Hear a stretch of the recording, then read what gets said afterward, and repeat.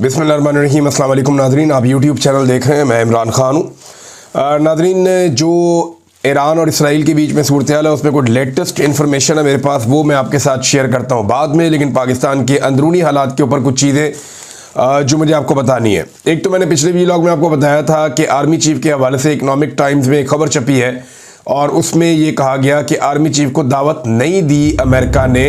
White house ने ये claim किया है और उन्होंने डिनाई किया है, ये तरदीद की है इन खबरों की कि पाकिस्तान के army chief general Asim Munir को या दुनिया के किसी और आर्मी चीफ को अमेरिकी फ़ौज की 250वीं जो एक एनिवर्सरी है उस परेड के मौके पे दावत दी गई।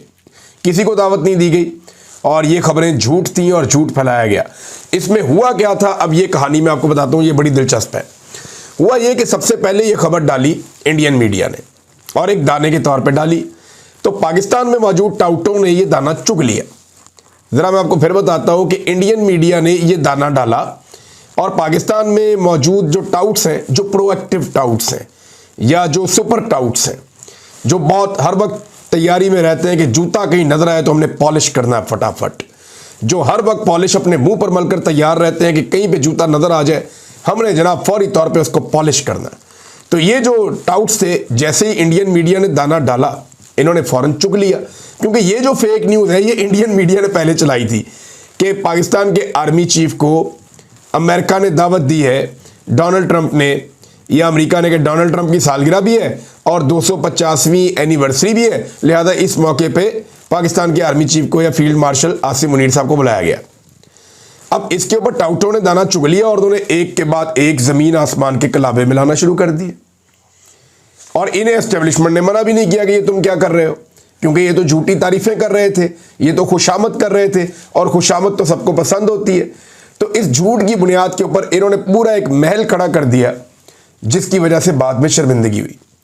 अब वही इंडियन मीडिया जिन्होंने दाना फेंका था और इन्होंने दाना चुग लिया, तो उन्होंने बाद में बड़े आराम से वाइट हाउस का मौक़िफ़ लिया या नहीं लिया, जो भी किया उन्होंने उसके ऊपर खबर जारी करवा दी कि जनाब इनको तो दावत मिली नहीं, और ये क्लेम नहीं कर सकते कि दावत मिली या नहीं मिली। मैंने अपने तौर पे सोर्सेज से पता किया तो मुझे जो एस्टेब्लिशमेंट के सोर्सेज हैं उन्होंने बड़ा क्लियरली कहा, उन्होंने कहा हमें कोई दावत नहीं आई थी और हमने कहीं क्लेम नहीं किया कि दावत आई थी।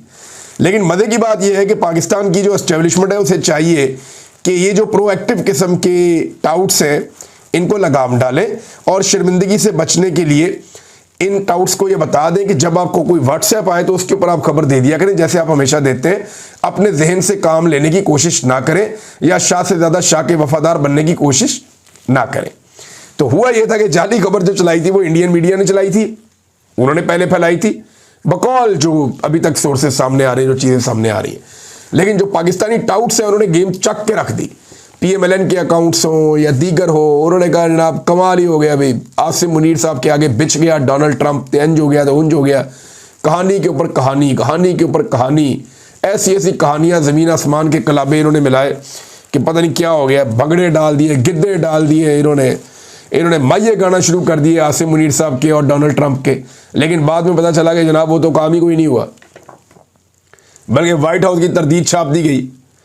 अब इस सारे मामले के ऊपर एक सुबकी सी हुई है और मेरे ख्याल में यहाँ पे पाकिस्तान की एस्टेब्लिशमेंट के लिए बहुत कुछ सीखने के लिए है कि जब कोई खुशामद कर रहा हो तो तब भी उससे बचना चाहिए, क्योंकि खुशामद के नतीजे में भी बाद में कभी कभी प्रॉब्लम क्रिएट हो जाते हैं। इसराइल और ईरान की तरफ जाते हैं, लेकिन पहले गंडापुर साहब की जो बारीक वारदात है इस पर पाकिस्तान तहरीक इंसाफ में काफ़ी तशवीश पैदा हुई है।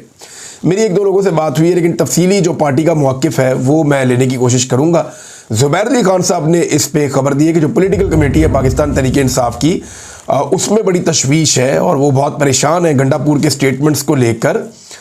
यानी अभी तहरीक इंसाफ की क़यादत इतनी कमज़ोर है बेचारी, वो इतने कमज़ोर लोग हैं जो लगे हुए हैं कि वो अली अमीन गंडापुर से सवाल भी नहीं पूछ सकते, और जो भी अली अमीन गंडापुर से जवाब तलबी करना चाहता है उसकी कहीं और से जवाब तलबी हो जाती है, या इदारे हाथ पैर धोकर उसके पीछे पड़ जाते हैं, उसकी ज़िंदगी तंग कर देते हैं, उसके लिए पाकिस्तान की ज़मीन तंग कर दी जाती है।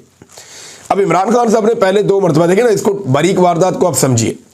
गंडापुर साहब क्या कह रहे हैं, गंडापुर साहब ने जो अल्फाज इस्तेमाल किए हैं वो कोई अस्करियत पसंद इस्तेमाल कर सकता है, TTP इस्तेमाल कर सकती है, कोई मजहबी जनूनी जमात इस्तेमाल कर सकती है, कोई ऐसी जमात जिसका कोई और मिशन हो वो इस्तेमाल कर सकती है, लेकिन पूरे पाकिस्तान के अंदर एक साथ लोगों में मकबूल जमात जो चारों सूबों की नुमाइंदगी करती है, पूरे मुल्क के अंदर उसकी नुमाइंदगी है, ऐसी जिम्मेदार जमात का कोई भी जिम्मेदार रुकन ऐसी बात नहीं कर सकता। गोलियां मारेंगे, हथियार लेकर जाएंगे, एक के बदले 2 गोलियां चलाएंगे। भाई जब इमरान खान ने, पहले देखें ना, बारीक वारदात यह है कि इमरान खान ने तो अब इस्लामाबाद बुलाया ही नहीं, अडयाला जेल बुलाया ही नहीं, तो आप मुंह उठा के लोगों को क्यों कह रहे हैं कि जनाब अडयाला जेल जाएंगे हम बंदूकें लेकर।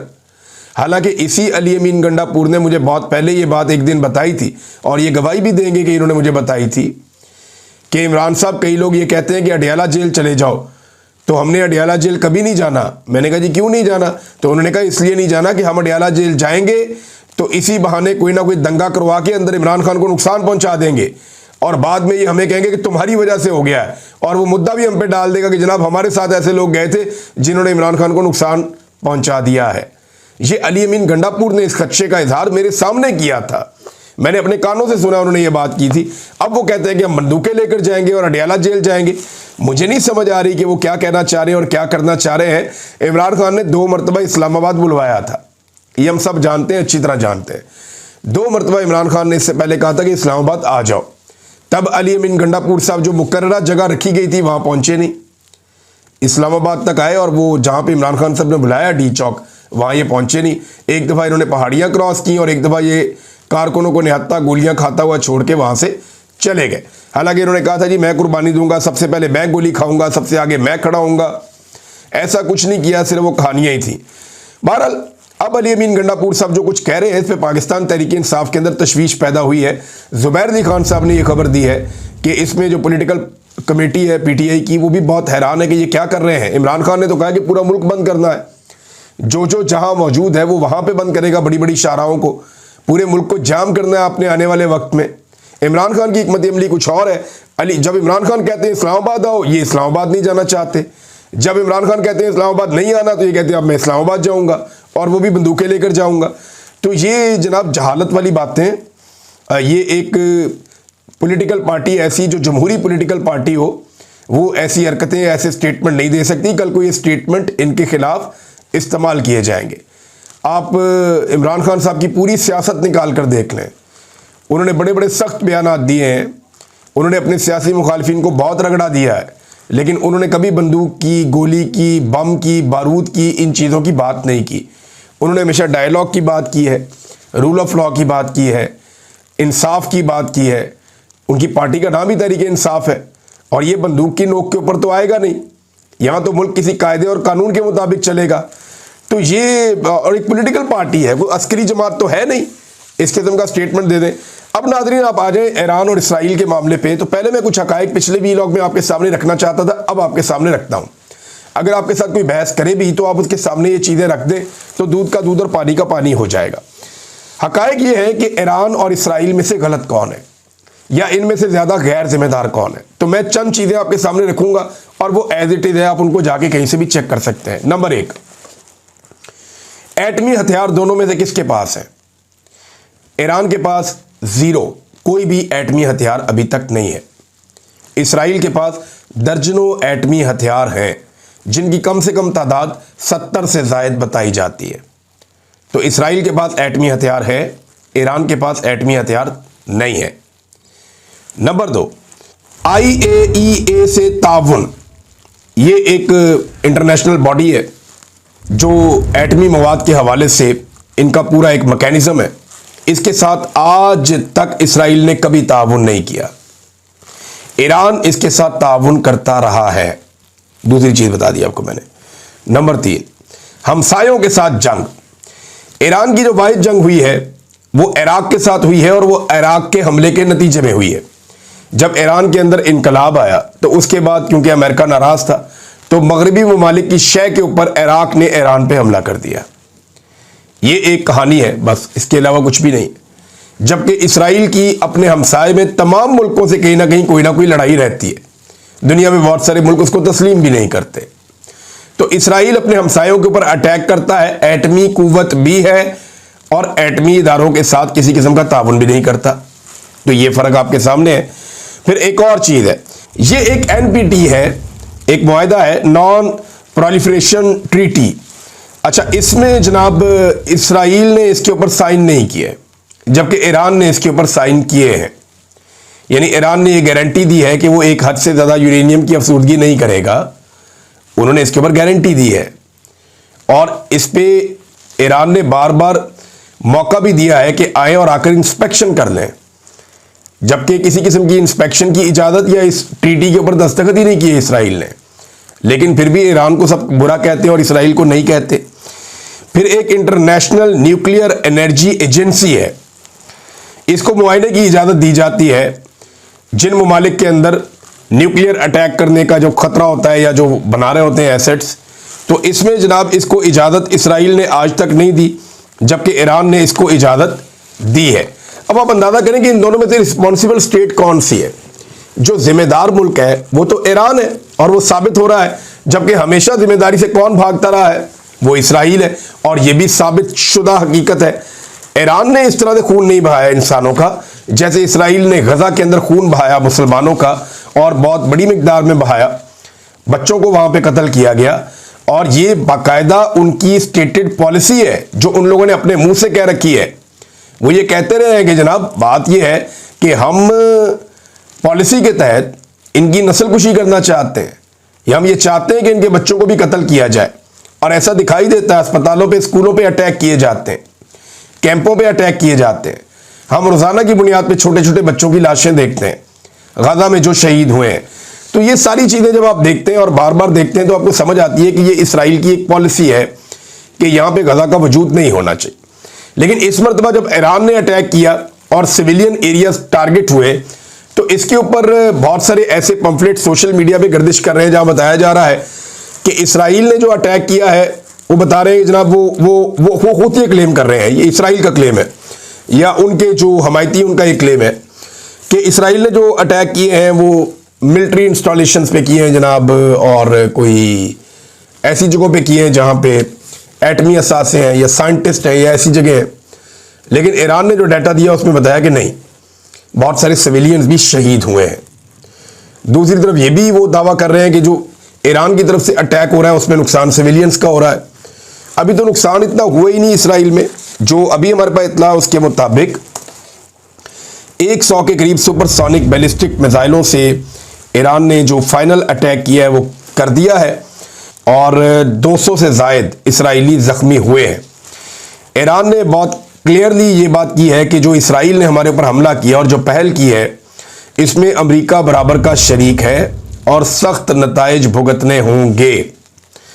दूसरी जानिब इसराइल लगातार वो भी अटैक कर रहा है। ईरान के अंदर जो हमला होता है वो बड़ी खबर नहीं बनता।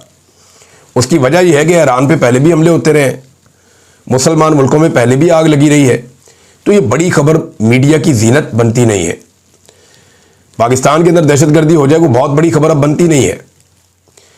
लेकिन जब इसराइल के अंदर इस तरह के मनाजिर आते हैं तो वो बहुत बड़ी खबर बनती है, क्योंकि हमने पिछले 50 साल में ऐसा होते हुए देखा ही नहीं। इसराइल को कभी ऐसे मार पड़ी नहीं जैसे अब पड़ रही है।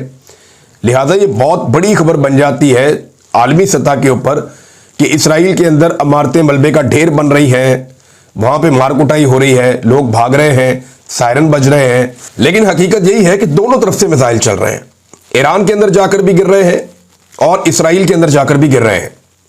ईरान के अंदर जो नुकसान हुआ है इस पर इसराइल की जानिब से भी कुछ दावे सामने आ रहे हैं, जहां ईरान का कहना है कि उन्होंने बड़ी अहम इमारतों को निशाना बनाया, बड़े अहम अहदाफ हासिल किए इसराइल के अंदर, और उनकी फ़ौज को बहुत नाकाबिले तलाफी नुकसान पहुंचाया है, उनकी जो एनर्जी साइट्स हैं उनको तबाह किया है। तो दूसरी जानिब सेम टाइम में इसराइली ये कह रहे हैं कि हमने ईरान के तकरीबन 20 बड़े कमांडर्स जो हैं उन्हें शहीद कर दिया है। ख़ासतौर पे आर्मी चीफ का, पासदारानी इनकलाब के जो चीफ हैं उनका वो नाम लेते हैं। और साथ ही साथ उन्होंने एक और दावा किया कि हौसी मलेशिया जो यमन में है, उनके जो मिलिट्री चीफ हैं मोहम्मद अल गमारी, उन्हें भी वो कहते हैं उन्होंने शहीद कर दिया। ईरान देखें 2 जगह से अटैक कर रहा है। अगर आप मशरिक़ वस्ता का नक्शा देखते हैं मिडिल ईस्ट का, तो आपको सारी समझ आ जाएगी। जब ईरान अपने मुल्क से मिसाइल दागता है तो ये मिसाइल जब पहुंचता है इसराइल में तो कम से कम 2 मुल्कों को ये क्रॉस करता है, एक इराक और दूसरा उर्दन। इन दो को क्रॉस करके वो जाके फिर इसराइल में गिरता है। दूसरा रास्ता जो इनके पास है वो है यमन से, रेड सी के ऊपर से फ्लाई करता हुआ जाता है वेपन या मिसाइल, और वो यमन से जब उड़ता है तो वो सीधा जाके इसराइल में गिरता है। और यहां पे उसे बाद औक़ात थोड़ी बहुत सऊदी अरब का एक कॉर्नर क्रॉस करना पड़ता है, नहीं तो वो समुद्री रास्ता लेकर ही जाकर गिर सकता है इसराइल के ऊपर। तो ये दो जगह है जहां से अब तक ईरान अटैक करता चला आ रहा है। अमेरिका ने एक बात कही है और डोनाल्ड ट्रंप ने बड़ी वजाहत के साथ कहा है कि अमेरिका जो है वो ईरान और इसराइल के तनाज़े में फरीक नहीं है। अच्छा, ये डोनाल्ड ट्रंप ने क्यों कहा? देखें, जब वो अपने आप को गैर जानिबदार कहेंगे तभी तो वो सारी दुनिया को इसराइल के हक में इकट्ठा कर पाएंगे, और अगर वो खुद जानिबदार हो जाएंगे तो फिर वो दुनिया को इसराइल के हक में इकट्ठा करना उनके लिए मुश्किल होगा। तो ईरान ये चाहता है कि वो नत्थी करे अमेरिका को इसराइल के साथ। जो ईरानी सुप्रीम लीडर है उनका जो स्टेटमेंट आता है, या ईरानी गवर्नमेंट का जो स्टेटमेंट आता है, या उनकी वजारत खारजा, वो बार बार यही कहते हैं कि जनाब इसके अंदर अमेरिका इन्वॉल्व है और इस हमले में अमेरिका ने साथ मिलकर किया है। ईरान के जो सुप्रीम लीडर हैं उनका जो स्टेटमेंट सामने आया एटमी प्रोग्राम के हवाले से, अब उसमें एक बहुत बड़ी तब्दीली आ चुकी है। यानी ईरान इससे पहले दुनिया के साथ ताउन करता चला आया है एटमी प्रोग्राम के हवाले से, लेकिन अब जो कुछ उसके साथ कर दिया है और जो उसके साथ इस वक्त हो रहा है इसराइल की जानिब से, तो ईरान को यह खतरा पैदा हो गया है कि इसराइल तो इनके ऊपर एटमी हमला भी कर सकता है और उसे तो पूरी दुनिया की शय है, लिहाजा हमारे पास भी डेटरेंस के लिए एटमी हथियार होना चाहिए। वो स्टेटमेंट मैं आपको पढ़ के सुना देता हूं, और वो ये कहते हैं कि एटमी प्रोग्राम के हवाले से हम अमेरिका वगैरह से ये कहना चाहते हैं कि ईरान यूरेनियम की अफजूदगी करे या ना करे, आप कौन होते हैं, ये काम आपका नहीं है। आपके पास जौहरी तनसीबात हैं, यानी आपके पास एटमी तनसीबात हैं, आपके पास एटम बम मौजूद है, दुनिया को नेस्तो नाबूद करने के असलहे आपके पास मौजूद हैं। आप कौन होते हैं अजीम ईरानी कौम को ये बताने वाले कि यूरेनियम की अफसूदगी करनी है या नहीं करनी, जौहरी तनसीबात ईरान रखे या ना रखे, ये बताने वाले आप कौन होते हैं? ईरानी कौम अपने फैसलों में खुद मुख्तार है। अब ये ईरान का मौक़िफ़ जो है वो एक कदम और आगे चला गया। पहले वो ये ईरान बहुत कोऑपरेट कर रहा था दुनिया के साथ, वो इस लड़ाई से बचना चाहता था। ईरान ये चाहता था कि लड़ाई से अवॉइड किया जाए और मज़ीद पाबंदियों से बचा जाए, लेकिन अब जो कुछ ईरान के साथ कर दिया गया है तो आलमी सपोर्ट का एक हिस्सा ईरान को भी मिला है। ख़ास तौर पे मुसलमान मुल्कों ने ईरान को सपोर्ट किया है, तुर्की ने किया है, पाकिस्तान ने किया है, सऊदी अरब ने किया है। और सऊदी अरब ने किया तो इसका मतलब है कि जो अरब ममालिक हैं वो सऊदी अरब के पीछे खड़े होते हैं, वो उसे अपना लीडर समझते हैं। तो मोहम्मद बिन सलमान ने बात की तो समझे सब ने बात की। तो यहां पे ईरान के लिए एक थोड़ा सा रिलीफ भी है, और रशिया और चाइना भी ईरान को सपोर्ट कर रहे हैं। तो ऐसे में वो ये कह रहे हैं कि हम क्यों ना अपना प्रोग्राम जारी रखें, हमने इतनी कोऑपरेशन की, इसके बावजूद हमारे ऊपर हमला कर दिया गया। और वो साफ कहते हैं इस हमले में अमेरिका इन्वॉल्व है, जबकि अमेरिका कहता है हमारे से कोई लेना देना नहीं है। अब इसी मौके पर जर्मनी और फ्रांस और बरतानिया ने, इन तीन बड़े यूरोपीय मुल्कों ने ईरान को फौरी तौर पर मुज़ाकरात की पेशकश की है। उन्होंने कहा जी हम तैयार हैं आपके साथ मुज़ाकरात करने के लिए, एटमी मसले पर आइए और बैठिए और हमारे साथ मुज़ाकरात करें। लेकिन मेरे ख्याल में अब बहुत सारा पानी पुलों के नीचे से गुजर गया है, सूरत हाल वैसे नहीं है। पाकिस्तानी वज़ीर आज़म का भी एक ट्वीट आया, और ये ट्वीट उनका आया ईरानी हुकूमत के हक़ में, ईरान के हक़ में, इसराइल के ख़िलाफ़। ये बड़ी अच्छी बात है, बल्कि अमली तौर पे पाकिस्तान को मदद करनी चाहिए। टेक्नोलॉजी के ज़रिए से, हथियारों के ज़रिए से ईरान की पाकिस्तान मदद कर सकता है, क्योंकि जब भी इंडिया पाकिस्तान पे अटैक करता है तो उस वक्त इसराइल इंडिया की मदद करता है, और ये पाकिस्तान कई दफ़ा क्लेम कर चुका है। तो जो इसराइल पाकिस्तान के साथ करता है वही पाकिस्तान इसराइल के साथ भी कर सकता है, और इसी को टिट फॉर टैट कहते हैं, जैसी करनी वैसी भरनी। नाज़रीन, पाकिस्तान में एक बड़ी अजीब चीज़ चल रही है। बहुत सारे ऐसे टाउट्स हैं जो पाकिस्तान के आर्मी चीफ या फील्ड मार्शल आसिम मुनीर साहब और नवाज शरीफ और जरदारी साहब से उनका मौक़िफ़ नहीं लेना चाहते, जो ओहदों पे बैठे हुए उनसे मौक़िफ़ नहीं लेना चाहते कि जनाब क्या चल रहा है इसराइल और ईरान के मामले पे, आपके दिल पे, आप बताइए ना। उनसे मौक़िफ़ नहीं लेना चाहते, लेकिन जेल में बैठे हुए कैदी नंबर 804 से जानना चाहते हैं कि बताओ अब आप इस मामले में क्या कहते हो। भाई अगर आप जानना ही चाहते हैं तो उनका ट्विटर खुलवा दें, अगर आप जानना ही चाहते हैं तो उनसे किसी को मिलवा देना आप। जब इमरान खान की किसी से मुलाकात ही नहीं हो रही, जब वो किसी से मिल ही नहीं रहे, तो उनका स्टेटमेंट बाहर कैसे आ जाएगा? फिर वो अजीबोगरीब बातें करते हैं कि जनाब वो ट्विटर के ऊपर स्टेटमेंट तो दे सकते हैं। भाई ट्विटर के ऊपर जो लोग बैठे हुए ना इमरान खान साहब की टीम में, अगर आपको समझा देता हूं, वो लोग इंतजार करते हैं। जब भी इमरान खान साहब की लोगों से मुलाकात होती है तो वो उन सब लोगों से बात करते हैं, उन सब लोगों से उनके स्टेटमेंट्स लेते हैं, फिर उसको वेरीफाई करते हैं, उसको रीचेक करते हैं, और इस तरह इमरान खान साहब का एक कंप्रीहेंसिव पूरा स्टेटमेंट बना के वो उनके ट्विटर पे डाल देते हैं। इस तरह इमरान खान साहब का स्टेटमेंट बाहर आता है।